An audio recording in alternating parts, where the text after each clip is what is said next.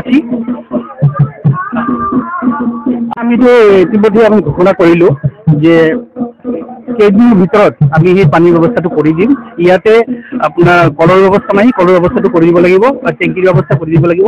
এইখিনি ব্যৱস্থা আমি কৰি দিলে আমি ভাবিছোঁ যে হৈ যাব, এইটো কৰিব পাৰিম। আগন্তুক কেইদিনৰ ভিতৰত আমি এইটো কমপ্লিট কৰিম। আজকে জলের বোরিং বা মোটর মেশিন পাইপ ট্যাঙ্কি দিয়ে আমাদের মাননীয় যে সমাজকর্মী, মাননীয় বিপিএফ কর্মী এবং সমাজকর্মী রূপম দত্ত মহাশয় উনি আমাদেরকে এই সুবিধা করে দিয়েছেন। এই সুবিধা অ্যাকচুয়ালি আগন্তুক 1.5-2 বছর আগে আমাদেরই এখানের জনপ্রতিনিধি একজন কথা দিয়েছিলেন।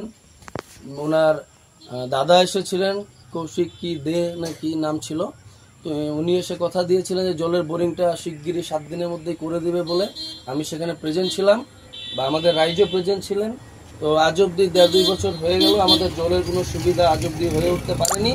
তো এই সুবিধাটা আমাদেরকে আজকে আমাদের বিপিএফ কর্মী এবং মাননীয় রূপম দত্ত মহাশয় আমাদের জলের বোরিংয়ের সুবিধা করে দিয়েছে মন্দিরের জন্য।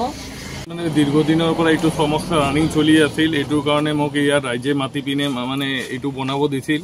তো মই উইদিন 7 ডেজৰ ভিতৰতে কামটো কমপ্লিট কৰি দিছোঁ জনাৰ পিছত। তো আজিৰ ডেটত আমাক মানে ৰাইজে পূৰা সহযোগিতা কৰি আছে। প্লাছ আমি এজ এ BPF-ৰ কেণ্ডিডেট হিচাপত মই ইয়াতে মানে আশাবাদী কেণ্ডিডেট আহিছোঁ। ইয়াতে প্ৰত্যেকটো ৰাইজে আমাৰ লগত আজি আছে, বহুত মানুহ আছে ইয়াতে। বিগত 5 বছৰ ধৰি ডেভেলপমেণ্টৰ নামত মানুহক মানে আশাহে পাইছিল, কিন্তু আজি আমি লাষ্ট 6 মাহ বা 1 বছৰ ধৰি যেনেকৈ কাম কৰি আছোঁ BPF-ৰ চৰকাৰ নথকাৰ পিছত এনেকুৱা কাম লাষ্ট 5 বছৰতে হোৱা নাই ইয়াত।